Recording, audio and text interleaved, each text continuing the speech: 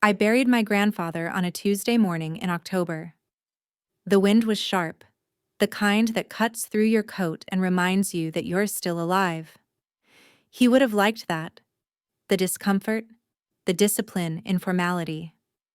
Everyone wore black, even the ones who'd spent their entire lives trying to escape his shadow, including me.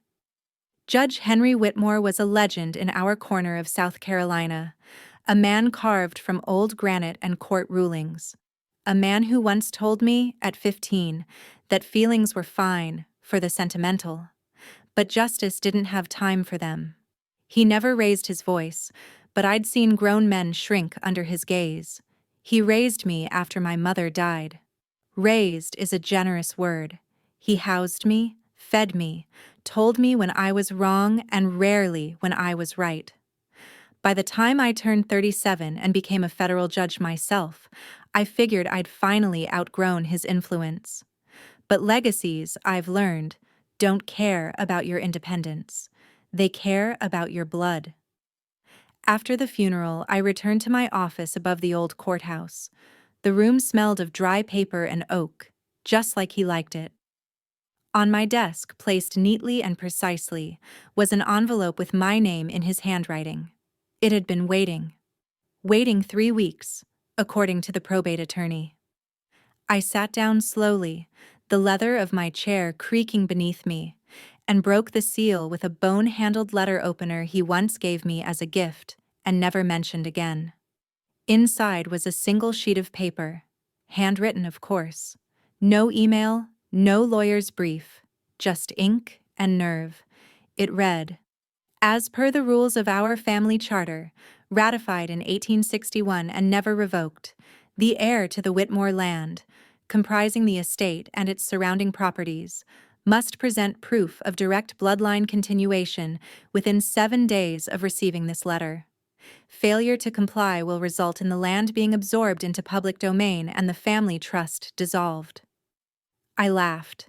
Not the kind of laugh that warms a room, the brittle, stunned kind.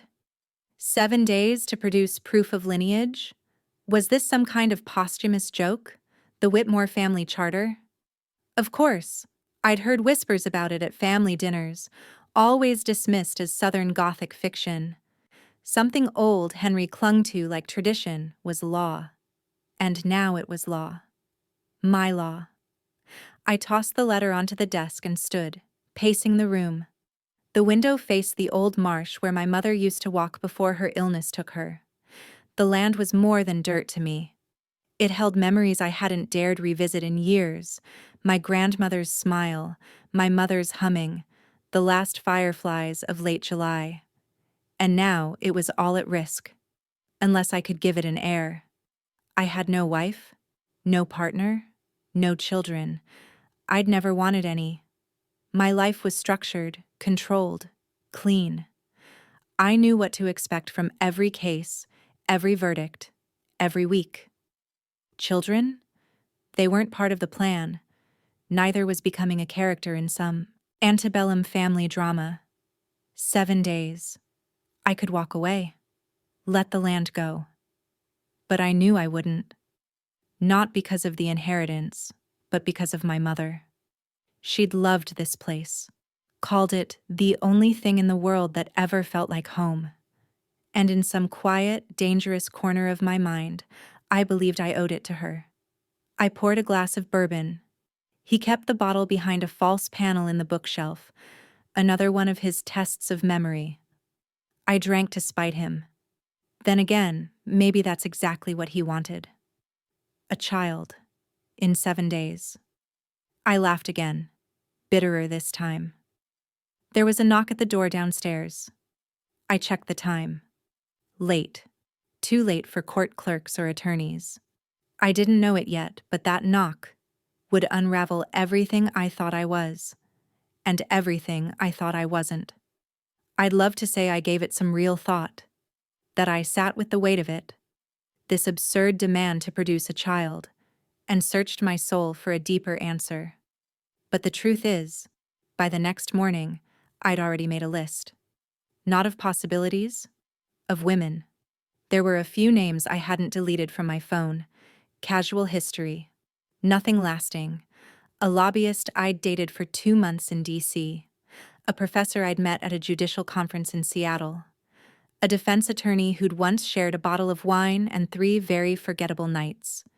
Names without roots. I called the first one just before lunch, left a voicemail.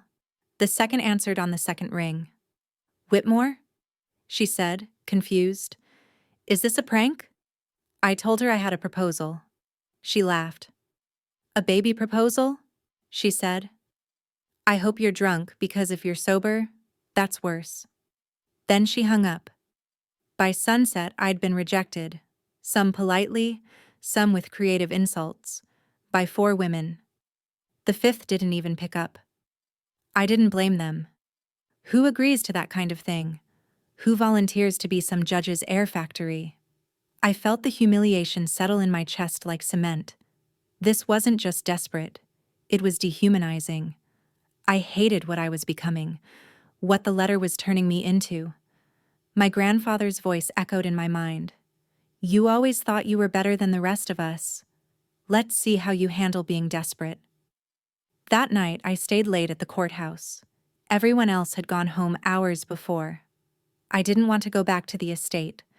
I didn't want to see the trees or smell the wood smoke or feel the way the floorboards creaked just like they did when I was 7 and still believed someone might tuck me in.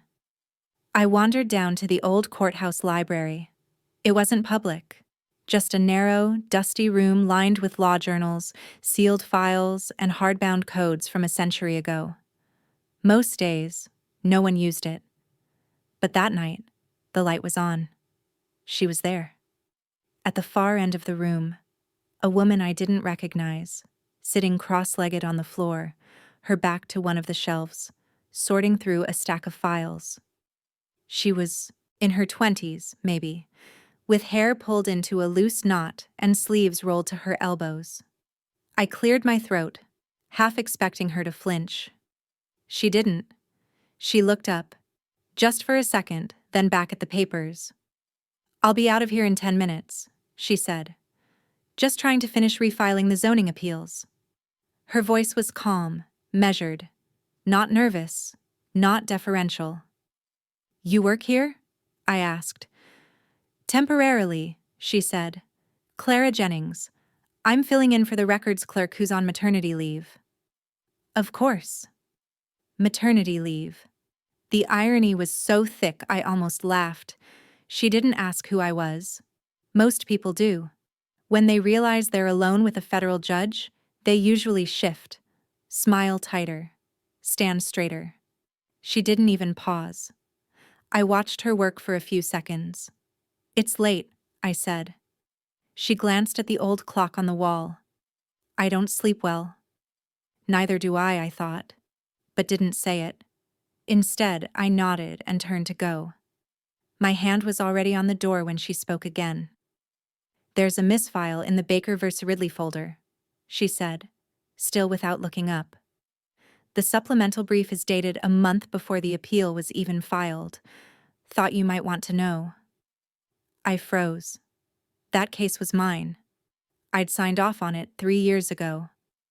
"Thank you," I said. She nodded once, distracted, already halfway through another folder. I left without another word, but I didn't stop thinking about her. Not because she was beautiful. I didn't even know if she was. But because she didn't look at me like I was someone important. And somehow, that mattered more than anything. I saw her again 2 days later. Same room. Same spot on the floor, knees folded, fingers smudged with graphite from old legal notes. She didn't flinch when I walked in, just glanced up for a half second before returning to her task like I was nothing more than part of the furniture. It should have irritated me. I'm used to being noticed, respected, feared even. I've stood in front of courtrooms that quieted the second I cleared my throat. I've seen attorneys stumble over themselves trying to guess which way I'd rule. But Clara didn't offer so much as a polite smile. She was quiet, but not shy. Calm, but not passive. It felt less like she was ignoring me, and more like she just didn't care who I was. It unsettled me. That evening, I found myself lingering. I pretended to browse a shelf of dusty maritime law binders, stealing glances at her every few minutes. She never spoke first, never tried to fill the silence. She just worked, reading each file as if it mattered, as if the story inside was the only voice in the room worth hearing. At some point, I broke the quiet. "You do this often?" She didn't look up.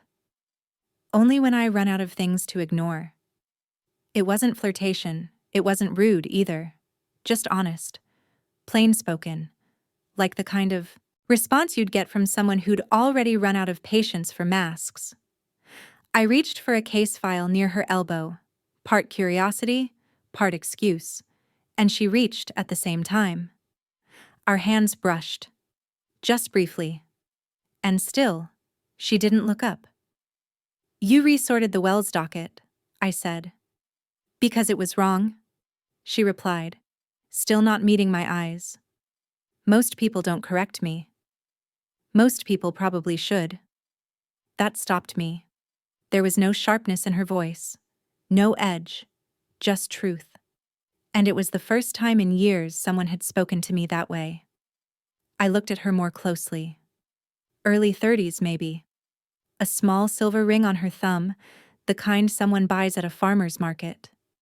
She wore plain slacks and a navy cardigan, sleeves always pushed back. Her face was quietly beautiful in a way that doesn't announce itself. No lipstick, no deliberate posing. Just presence.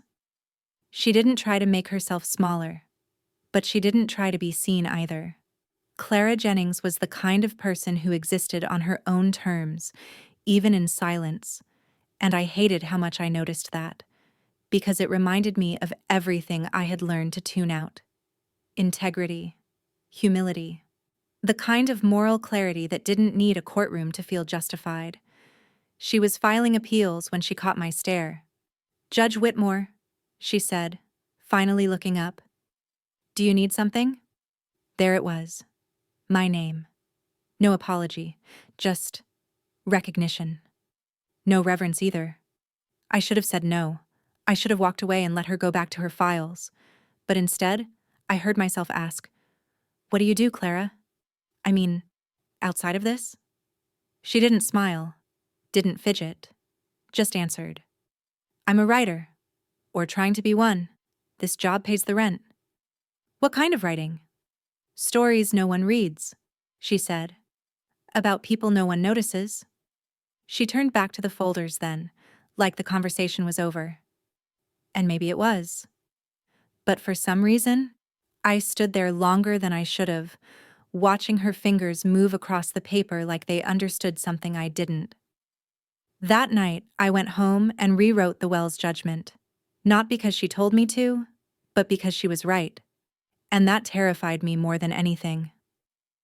A few nights later, I saw her again. Same corner of the records room, same half-lit library scent clinging to the pages she held. But this time, she wasn't sorting files. She was reading a paperback novel. A thin, tattered thing with a cracked spine and faded title. I only saw the edge of it as I passed, but it stopped me all the same. "You know that's not court-approved material," I said. She didn't even pretend to laugh. "No one else comes down here," she replied, "and this book won't corrupt anyone's soul."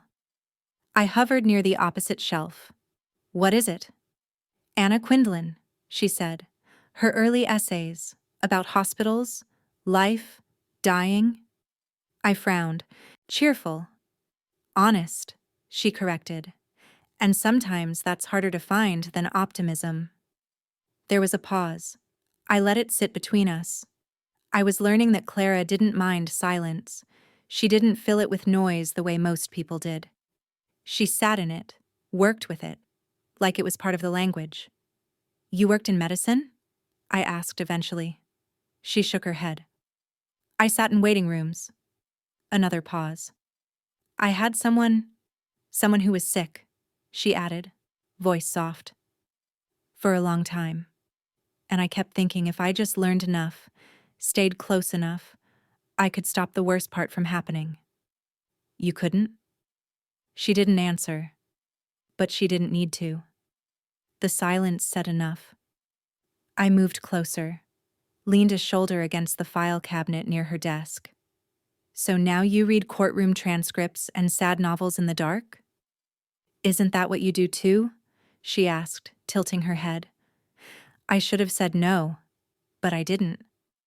I watched her fingers fold the page gently, setting the book down like it mattered, like stories had weight.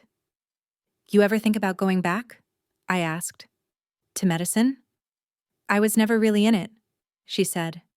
I just sat beside it. Law is different, cleaner. You can argue and win. You can walk out knowing where you stand. And books?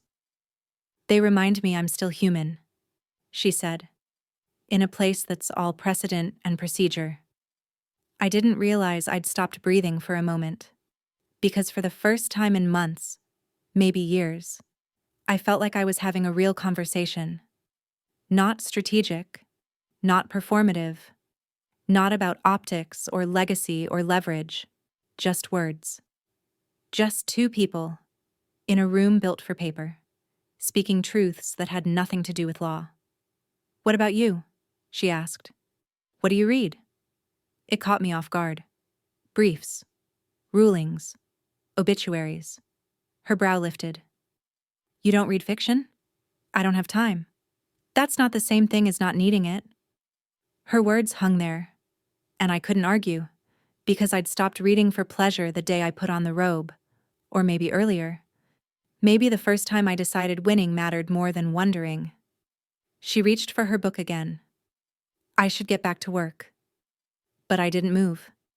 I just watched as she opened the book, not to where she left off, but to a different page entirely.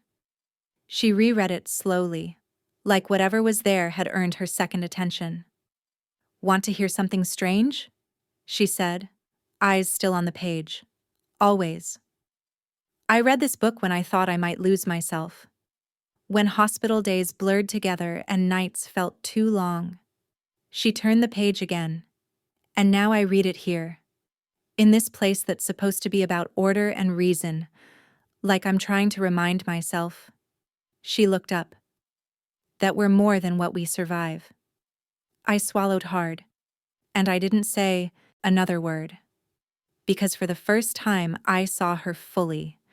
Not as the woman who corrected my files or refused to flatter me, but as someone who carried the same bruises I thought I'd hidden so well. Clara didn't just read stories. She lived by them. And something about that made me want to stay in the room a little longer than I needed to. It was a rainy Tuesday when I offered her a ride. Not because I was trying to be kind, but because I didn't like the idea of her walking home in a downpour with nothing but that worn canvas bag slung over her shoulder. Clara hesitated. You're not obligated, she said, as she stood by the courthouse steps, coat barely holding off the rain. I'm aware, I said. I'm offering, not subpoenaing. That got a twitch of a smile. Inside the car, the air filled with the faint scent of old pages. Somehow, she even brought the library with her. We didn't talk much at first, just the sound of tires slapping puddles and the occasional blink of wipers against the windshield. But then she asked, Do you believe in ghosts? It came out so casually, like asking if I preferred coffee or tea. I believe in unresolved things, I answered, and people who leave behind too much of themselves. She nodded, looking out the window. My father was like that. Still is, in a way. I turned slightly, glancing at her. Still is? She rested her hands on her knees. He's not dead, but he was never really present either. I didn't say anything. She continued. When I was little, he'd come home and sit in the living room chair with the TV off. Just there, breathing, but not part of anything. A pause. My mom used to say, Don't disturb him. He's tired from work. But even on weekends, even on holidays, It was like his body showed up, but the rest didn't. Her voice wasn't bitter, just tired, resigned.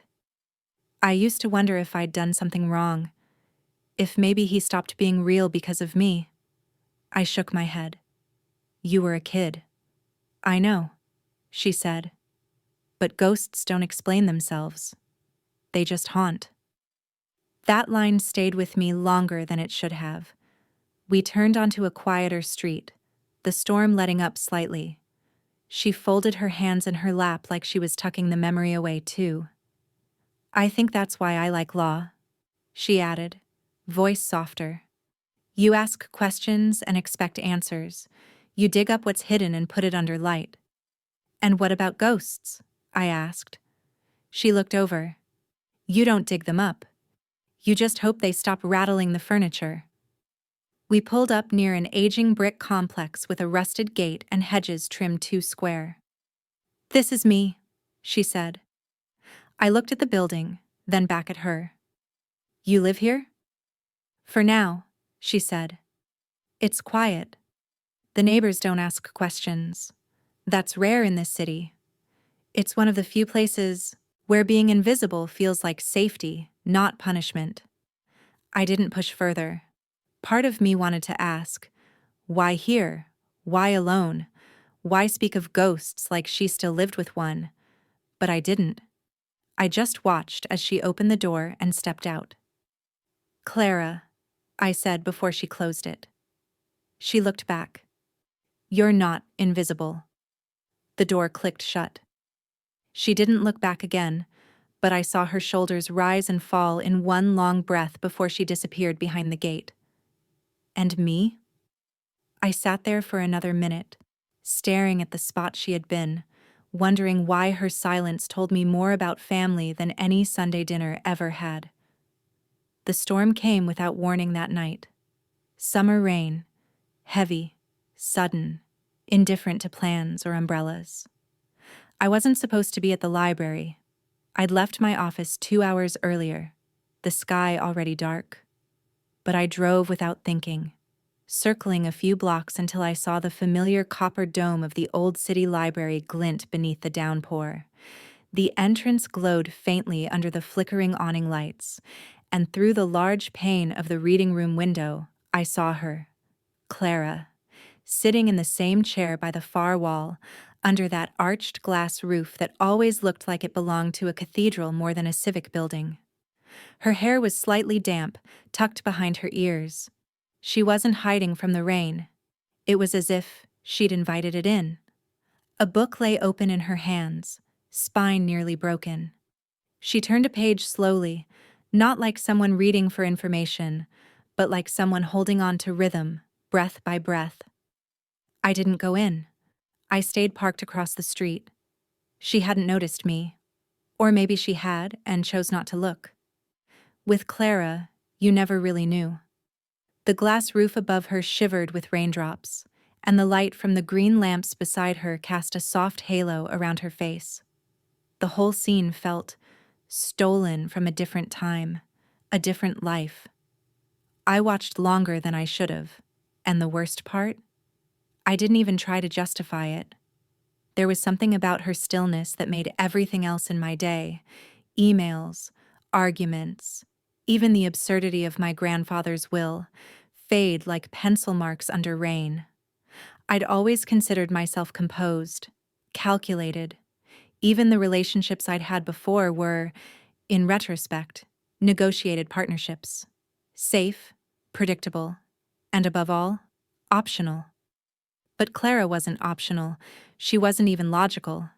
And still, there I was, watching her the way someone might study fire, close enough to be warmed, but terrified of being scorched. I leaned back in my seat, closed my eyes for a second, and told myself to leave. Go home. Be normal. Let it go. But when I opened them, she was looking straight at me, through the rain, through the glass, as if she'd known all along. No smile, no alarm. Just a long, still look that felt like it pressed against my chest and asked, "Why are you here?" I didn't have an answer. She turned back to her book, unaffected. But I didn't mistake it for indifference. It was dismissal, the kind that didn't punish, but reminded me I had crossed a line without permission. I started the car. My hands felt unfamiliar on the steering wheel. Driving away felt heavier than it should have. The next morning, I came into the office early, hoping for distraction. Instead, I found a yellow sticky note on my desk. Library called. Miss Reyes left a folder for you. I stared at it for a while before heading over. Inside the folder, a legal article clipped from an old journal, titled, "The Ethical Tension Between Choice and Obligation in Family Law." Below the title, in blue ink, "It's not about being wanted, it's about being chosen, with clarity." CR that night, she hadn't waved, hadn't spoken, but she'd said more than enough. And I was no longer sure I was watching her for answers. Maybe, just maybe, I was hoping she'd watch me back. I had rehearsed the words all afternoon. In the mirror, in the car, in the silence between two unremarkable meetings. "Clara, I need to ask you something." Or maybe, "Would you ever consider helping someone in a very specific way?" No version sounded right. None of them sounded like me. But the will was still sitting in my desk drawer, heavy with its quiet threat. If I didn't have a legal heir by Friday, my grandfather's estate would bypass me completely. Go to a preservation trust he set up for animals, buildings, and causes with more sense than his own blood. His words, not mine. I hated the manipulation of it, hated that it still worked. But that night, I walked into the library with one goal. Clara was in her usual seat. Same posture, same quiet, but something about her felt off. Her sweater sleeve was pushed up slightly, revealing a faint silvery scar just above her wrist. It wasn't fresh. In fact, it looked like it had been there for years. But I couldn't stop staring. She noticed. And without breaking eye contact, she slowly pulled the sleeve down. She didn't offer an explanation, and I didn't deserve one. "Rough day?" she asked, turning the page of her book. I should have said it then. "I need your help. I need a child." But what came out was different. Smaller. Realer. "I don't know what I'm doing anymore," I admitted. She tilted her head, curious, not amused. "That's a good place to start." We sat in silence for a while. Rain began tapping softly on the glass dome above us again, like the night before. "I was supposed to ask you something tonight," I said, voice low. Clara closed her book gently. "And you changed your mind?" I looked at her hands, folded neatly on her lap. "Number, I think?" I just saw something that made the question feel wrong. A pause. Then she whispered, "I'm not fragile, Theo. Just because I carry a past doesn't mean I can't carry a future." I looked up sharply. She hadn't smiled. She wasn't being poetic. She was being precise. "And if your question was going to turn me into something temporary," she continued, "maybe it's good you kept it to yourself." I swallowed hard. How did she know? "You read too slowly to be here for the books," she said, softer this time. And there it was, my disguise, dismantled in a single sentence. I stood to leave, unsure if I was embarrassed or relieved. "Good night, Clara," I said, barely meeting her eyes. She didn't answer. But as I walked away, I felt her gaze stay on me longer than usual, like she wasn't letting me leave untouched. 2 days passed. I didn't go back to the library. I told myself I was busy, but the truth was harder to say aloud. I didn't know if I could face her again without unraveling, but Clara didn't let me decide that.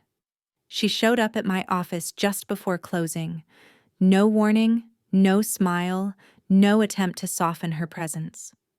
She stood in the doorway, eyes sweeping across the room like she had already guessed every lie I was ready to tell. "Do you have 5 minutes?"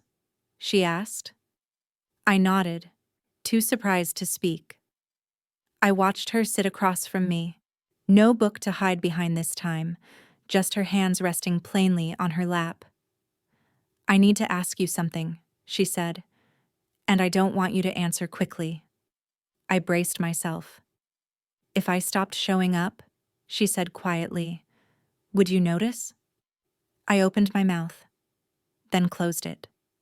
I wasn't sure what I was expecting, but not that.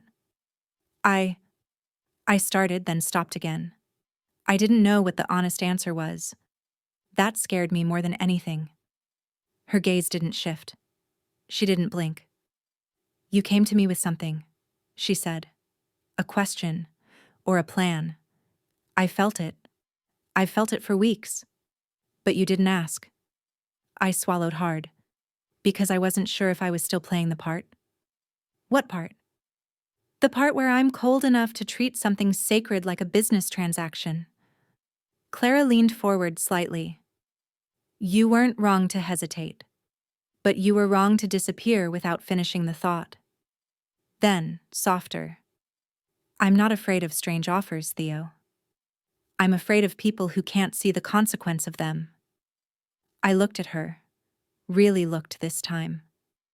Her face was calm, but her fingers were curled tightly against her knees. I wasn't looking for someone to feel something, I said. Just someone willing, someone kind, but not emotionally entangled. She raised an eyebrow. So why does it matter whether I disappear? The question came back full circle, and this time I felt the weight of it like a brick in my chest.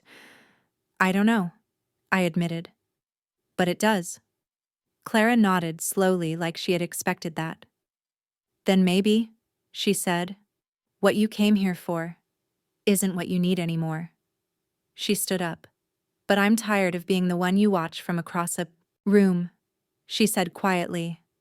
If you want something, ask. And not because time's running out. There was a pause. Then, just as she reached the door, she turned back one last time. I would have said yes, she said, if you'd asked with both honesty and uncertainty. Then she left. And I sat there in the quiet, suddenly aware that the decision wasn't mine anymore. I woke up before my alarm. The 5th day.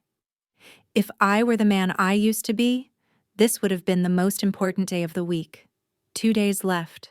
A decision to make. A deadline to honor. Instead, I lay there, staring at the ceiling like it had something to say. The silence felt louder than usual. I didn't go to the library. I didn't go to the gym, or the office, or the cafe I normally use to remind myself I was still a person with structure. Instead, I sat in my apartment, holding my phone, the contact list open. I scrolled through names that once meant ambition, control, possibilities. And I started making calls. The first went to my attorney. Let's proceed with the review, I said. He paused. You're going through with the inheritance clause? Actually, I added, put a pause on everything. I may need to amend something. May? He echoed. I'll confirm in 2 days. I hung up before he could ask what changed. I tried calling someone else, an old flame, a woman I hadn't spoken to in 2 years but who had once told me she'd say yes if I ever asked. The call rang twice, then I hit end. I didn't want to hear her voice. I didn't want to ask out of convenience. I didn't want her. That's when I realized I wasn't stalling. I was deciding. By noon, I'd drafted 3 emails to women who'd once mattered in practical ways and deleted all of them before hitting send. I walked to the window. The sky was overcast, the kind of gray that made you feel like the day hadn't started, even if the clock said otherwise. I thought about Clara, not her as a name on a list, not her as a maybe, not even as a solution, just Clara. The way she watched people when they thought no one noticed. The way she read until her fingers turned the pages more out of habit than curiosity. The way her voice didn't rise, even when she was angry. What had she said? I'm not afraid of strange offers. I'm afraid of people who don't understand the consequences. I used to be one of them. The thought stayed with me the rest of the day. It didn't scream. It just lingered, like a song lyric you can't place, but somehow remember. I cooked dinner I didn't eat. I played a record I didn't listen to. I sat in a chair I never liked just to feel something different. But I didn't call anyone. I didn't fix anything. I let the day be exactly what it was. Empty. And for the first time in years, I didn't try to fill the silence. Because maybe the fifth day wasn't about progress. Maybe it was about stopping. That evening, I found myself doing something I hadn't done in years. Sitting on the floor. Not because I dropped something. Not because I was looking for anything. Just because. The hardwood was cold. Honest. It didn't pretend to be soft. It didn't need to. And I needed something honest. I leaned against the base of the couch and let my head fall back. In the quiet, memory came. Not as a sharp flash, but a slow drip. Like a faucet you didn't realize had been leaking. The last time someone held me without wanting something in return was the day my grandmother died. She hugged me before I even knew what grief was. She said nothing, just pressed her hand to the back of my neck and held me there. I didn't cry until she let go. I remembered that feeling more than the words from her will, or the smell of her house, or the fact that she left me that damn clause. Before her, it was my mother. But my mother was a gentle storm, present, yet distant. The kind of woman who made perfect lunches, folded bedsheets like origami, and never touched you unless you had a fever or a funeral. Her hugs were brief, like she was afraid if she lingered something would fall apart. I used to think affection was a luxury, not a right, not a rhythm, just an optional feature in families that functioned better. No one had held me since. I wasn't the kind of man people touched. I was the kind they shook hands with, the kind they nodded to, the kind who made people adjust their posture when he walked into a room, but not the kind they reached for. I told myself I didn't need it. That touch was just another form of weakness. But tonight, sitting there on the floor, my back aching from a posture I hadn't practiced since childhood, I felt the absence like a weight. And then came the knock. Not a loud one. Just a soft, polite tap. Like someone didn't want to intrude but hoped you might still open the door. When I opened it, no one was there. Only a letter, folded in half. No envelope. My name written across the front in ink that looked smudged by fingers. Not rain. I brought it inside and held it for a full minute before opening it. It wasn't long. Theo, if you've made it this far, I assume the week has not gone to plan. You're not the man I thought you were. And that's not an insult. Most men don't surprise me. You did. I'll be at the library tomorrow night. Same time. Same seat. But if you come as someone who can sit beside me. Not someone who wants to fix, explain, or rescue. You don't owe me anything.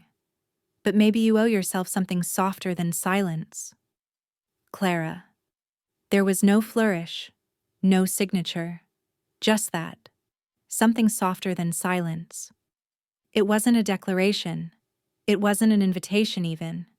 It was something in between. A recognition. And maybe that's what I'd been missing. Not a woman. Not a solution. Not a deadline to meet or a legacy to maintain. Just someone who saw me, even when I hadn't been looking. The letter didn't ask me to act, but I knew I would. I didn't plan what to say. That was new for me. I'd built a life, an entire reputation on having the right words at the right time. But as I climbed the narrow stairwell to the attic library, the words in my head scattered like startled birds. It was nearly closing.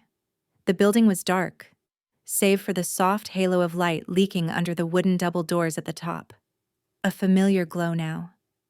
I'd seen it from the parking lot many times, but never thought of it as warm until recently. I pushed the door open, slowly, and there she was, sitting on the same window bench, legs tucked beneath her, an open book in her lap she clearly hadn't turned a page of in the last 20 minutes. She didn't look up. Not right away. It was her way of giving me a choice. To sit or to go. I sat. The silence wasn't awkward. It was shared. Outside, the rain had returned. Not a storm. Just steady, rhythmic tapping against the slanted glass roof. It filled the space between us the way conversation usually does. Eventually, she turned her face toward me. No smile, no demand. Just eyes that had seen too much, and still stayed open. "You came," she said. Not as a question, just a fact. "I didn't know I would," I admitted. She nodded once, then glanced back down at the book. "That's the best kind of arrival." For a while, we didn't say much more. Our presence did the talking, the kind that says, "I'm not here to fix you, but I won't look away either."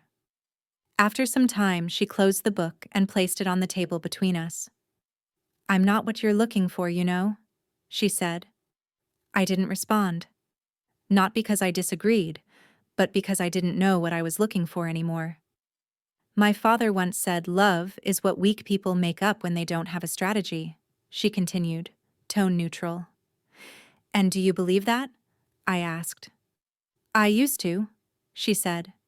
"Now I think love is what people who've survived make up when they've run out of strategies." The rain grew heavier. She stood, paced once, then turned to face me, not confrontational, but composed. "You said nothing in your letter," she said. "I didn't write one." "Exactly." I looked down. She walked over and picked up a folded piece of paper from the bookshelf behind her. "This one's from me," she said, handing it to me but not letting go. "But don't read it yet." "Why?" "Because if you read it now, you might think it's about you. It's not." I didn't argue. I simply took it, placed it inside my coat. She sat again, a little closer now, but still on the bench's opposite end. "I've watched people fall in love because they had to.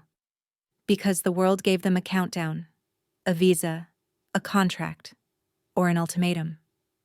I promised myself I'd never be someone's because of..." The way she said it. It didn't sound bitter. Just bone-deep tired. "I don't want to be a clause in your inheritance story, Theo," she said softly. "You're not." "I could be." The moment tilted then. Like the room had shifted 1 degree to the left. And then, quietly, too quietly, I said, "I didn't come here to fulfill a will." She looked at me sharply. Not skeptically. More like she was trying to memorize what I looked like when I told the truth. Then she stood again. "If you come back tomorrow," she said, walking toward the stairwell door, "don't come with a decision." "What should I bring?" She paused, hand on the door handle. "Bring the version of you that stays after the lights turn off." And she left. I didn't follow. I sat there another hour. Rain. Silence. The letter in my coat burning through the fabric like a question I wasn't ready to ask. It happened without being planned, without being named. And maybe that's why it meant so much. When I returned the next evening, I didn't bring a plan. I didn't even bring a pen. Just myself. Whatever was left of me after years of performing certainty. She was already there. Same spot. Same book she never finished. Same rain tapping above us like it had rehearsed this moment too many times. She didn't smile. She didn't move.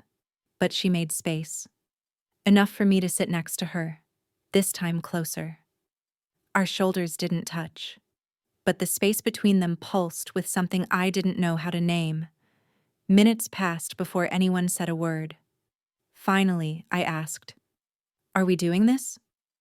She didn't answer, but she turned to face me, and the way her eyes held mine, that was the answer. She stood up slowly, walked toward the back of the room, toward the wooden stairs that led to the smaller archive loft above the skylight. She paused, just briefly, and looked over her shoulder. I followed.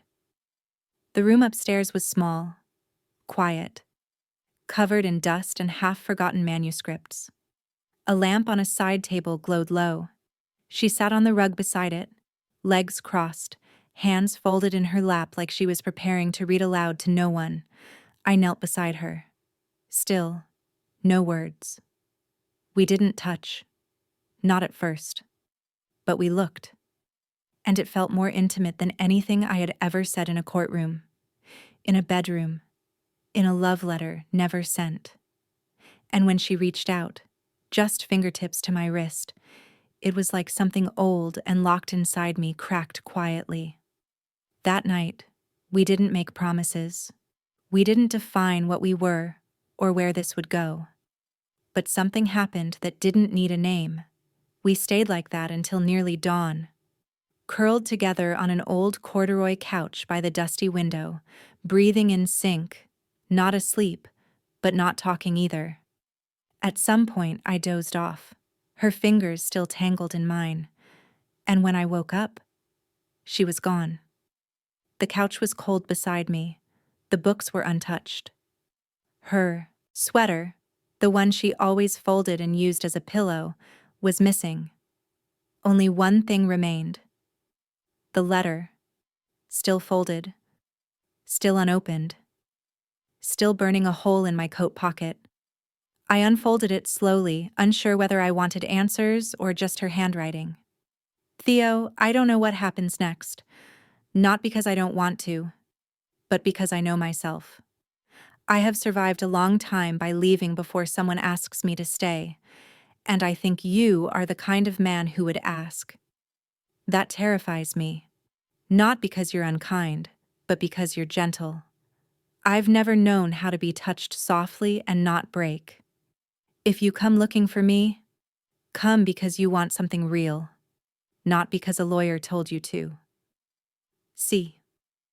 I stared at the page until the ink blurred. She had vanished as quietly as she had entered my life. No address, no signature, no clue where to find her. Just a letter, a memory, and the undeniable fact that something irreversible had happened, without fanfare, without planning, without permission. I folded the letter once more and placed it back inside my coat. For the first time since my grandfather's funeral, I didn't feel numb. I felt lost.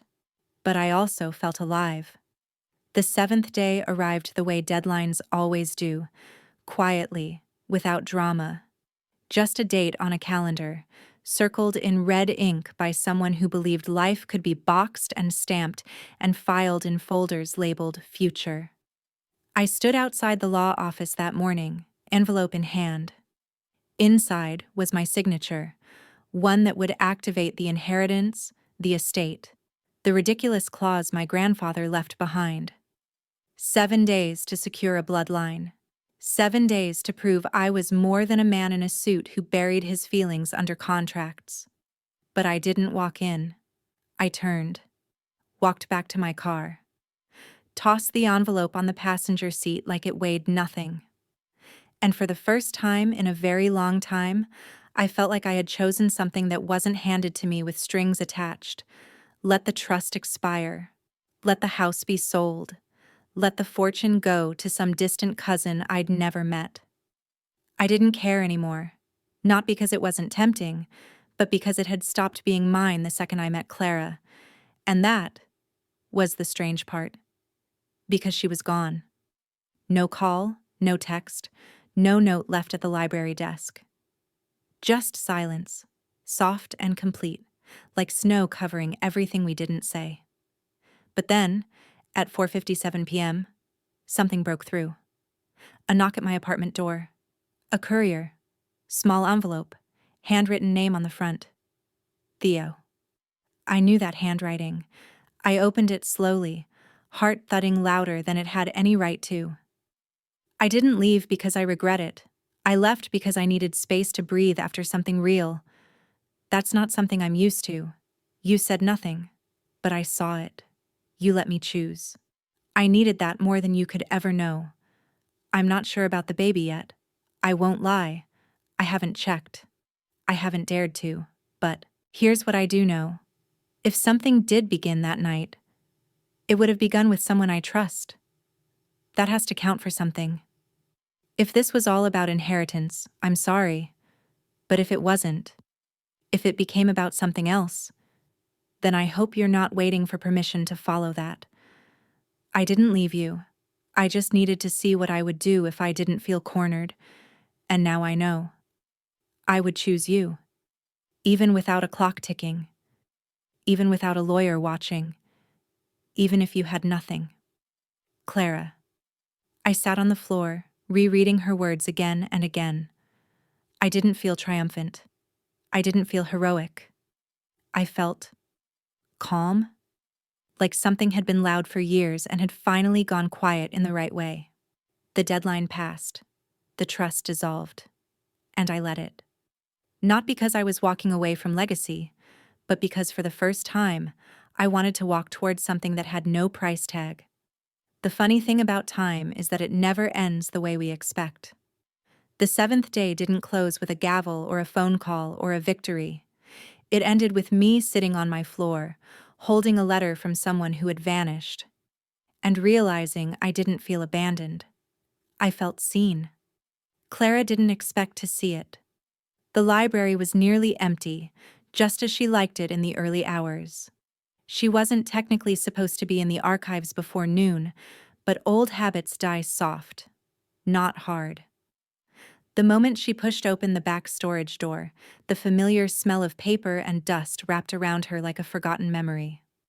She reached for a stack of donated photo albums, the kind nobody really wanted but nobody dared throw away. A community project, they said. Maybe someone will recognize a face. She flipped one open lazily. Third page in, she stopped. A black and white photograph, slightly faded at the edges. A man with thick brows and stern eyes, holding a newborn wrapped in a striped blanket. The baby had a full head of dark hair and one fist clenched tightly near his cheek. The name scribbled under the photo. Theo, 5 days old. Grandpa Hal, refusing to smile. Clara stared at it, her breath stilled. There was a softness to the way the old man's arms curled around the infant. Protective. As if the baby didn't need to be watched so much as guarded. It made her chest ache in a way she couldn't name. She sat down on the carpeted floor, photo album in her lap, and, for the first time in days, she let the weight of it all settle without pushing it away. He was loved. Not perfectly. Maybe not recently. But once, someone had held Theo like that. Someone had carved out space for him in their arms and said, without words, "You matter." Clara blinked hard and closed the album gently. And that's when she heard the knock. Not on the front door, but on the glass panel near the stairwell, the one that looked out onto the small courtyard behind the building. She turned and saw him. Theo. He didn't wave. Didn't smile. Just waited, hands in his coat pockets, like he wasn't sure he belonged anymore, but had decided to show up anyway. She opened the door slowly. "I didn't expect you here," she said quietly. "I didn't expect you to leave without saying goodbye," he replied. But there was no accusation in his voice, only the kind of quiet that knows how much it hurts to ask someone to stay. "I wasn't running," she said. "Not really." "I know." There was a pause, and then he held something out. It wasn't a document. Not a ring. Just a folded slip of paper. When she opened it, it was blank, except for one line written in his slightly slanted handwriting. "This time, I'm not asking you to be part of a plan. I'm asking if you'll be part of something that has no plan at all." Clara folded the paper carefully and looked up. "I found a photo," she said. "Of you. With your grandfather. You were tiny, and he looked like he didn't want to be seen soft. But he was. Theo chuckled. That sounds about right. She stepped aside. He walked in. Not as someone trying to fulfill a clause, not as a man with 7 days left, but simply as himself. They didn't talk about babies. They didn't talk about money or legacies or tests. Instead, they sat on the floor beside the photo albums and let the silence do what silence does best, hold space for what words can't carry. And in that stillness, Clara reached for his hand. Not as a promise, not as a compromise, just as a beginning. It was almost a full year later. I hadn't meant to walk by that side of town. My meetings in the city had ended early, and the sky above was still flushed with the kind of pale orange light that makes you nostalgic for memories that don't even belong to you. I saw the sign before I recognized the building. Little Page's Literacy Corner, Saturdays with Miss Clara. The door was open. Inside, children were gathered on small beanbags and colorful rugs. Some fidgeted, some leaned forward. Some rested their heads on their knees with tired but content eyes. And there, on the far side, sitting on a wide wooden chair carved with stars along the armrest, was Clara. She was reading. Same tone, same poise, same quiet depth. But something about her was different now. She didn't look like a woman waiting to vanish. She looked like someone who had built something she intended to stay for. A little girl climbed into her lap with a stuffed rabbit clutched tightly in one hand. Clara welcomed her without missing a line of the story, her free arm curling protectively around the child's back. Another boy leaned against her knee, gazing up like he was watching light itself. I couldn't move. There was something almost sacred about the way she read, the way the children leaned toward her, the way the room held a hush that wasn't forced, just felt. A roof, a light, a new line of inheritance. Not in blood, not in names, but in presence. And then, slowly, she looked up, saw me. There was a pause. Not of shock, not of alarm. Just a quiet stillness, like we'd picked up a line of conversation we'd left dangling in midair last spring. She finished the story, closed the book, hugged the children goodbye, promised she'd see them next Saturday. And when the room slowly emptied, she walked toward me. You still don't call first, she said, one brow slightly raised. You still read better than anyone I've ever met, I replied. A half smile touched her lips. That's not an answer. I stepped inside. There's no clause this time, I said. No condition, no lawyer waiting. I figured, she said. You look lighter. I feel it. We stood there for a beat too long, then she tilted her head, the way she always had when deciding whether to speak her truth or tuck it behind her teeth. Why now? I didn't rush the answer. Instead, I walked to one of the tiny chairs, picked it up, and set it down across from her. Saturday looked up. Let my words land without apology. If you let me stay this time, Clara, I won't go. She didn't move, not for a breath, not for 3.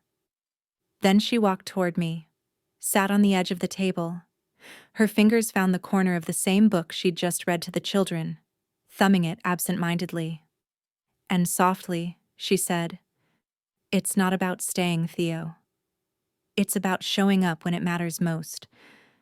Can you promise that? I can promise to keep showing up, I said. Even when I'm scared. Even when you're quiet. Even when we're not sure what comes next. She looked at me then, fully, not as a man who once had a contract, or a deadline, or a reason to chase something he didn't understand. She saw me, and she nodded. We'll need a better chair, she whispered. This one creaks. I never asked for confirmation. About the baby, about the odds, about whether anything had taken that night under the skylight. When words failed but everything else felt painfully clear. Clara didn't volunteer it either. We both knew what that question really meant, what it had always meant. And this time, silence wasn't a barrier. It was grace. We built the library anyway, not because we knew what was coming, but because we finally understood what it meant to plant something, even if we'd never live long enough to sit under its shade. It was smaller than the first one, tucked beside an old community garden in a part of town where stories were usually whispered or buried, where kids didn't check out books so much as escape into them. We painted the walls with soft yellow, hung mobiles made of paper cranes above the reading circle. There was a table shaped like a cloud, and a sign in blocky blue letters, "The Lighthouse." Not a lighthouse. The lighthouse. Because sometimes, what a child needs isn't direction, just a place where the dark doesn't win. Clara read the first book that morning. I watched from the doorway as children filed in, shoes damp from the early rain. They didn't notice me. Or maybe they did, and didn't care. Because the center of that room wasn't me. It was the woman holding a picture book, her voice steady, her eyes soft, her hand resting gently on her own stomach as she read aloud the line. "And in the quiet place where hearts are made, something brave begins to grow." I don't know if that child is mine, maybe it doesn't matter. What matters is that I stayed, that I helped paint the shelves, that I opened every morning, even when Clara was tired or quiet or unsure. What matters is that when the pipes burst in December, I was the one who held the flashlight. And when a boy cried because his father never came back, I sat beside him until he slept and told him a story I never thought I'd know how to tell. Not the story of inheritance, not of DNA, but of presence. We don't have wedding photos. There's no framed sonogram on the mantel. But in a drawer behind the checkout desk, there's a letter I wrote, addressed not to a lawyer or an estate executor, but to someone I haven't met yet. You weren't born into wealth, but you were born into a story that started with silence, with choice, and with two people who were brave enough to stay in the room. This is yours now.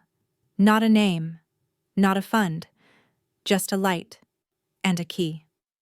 Clara doesn't know about the letter. She will someday. Maybe when the child can read it aloud, or maybe she'll never need to, because I'll be there, on the days when she wants to run, on the nights when she wonders if we built this on sand. And I'll remind her, we built it on quiet, on choice. On the seventh day, that didn't end at midnight.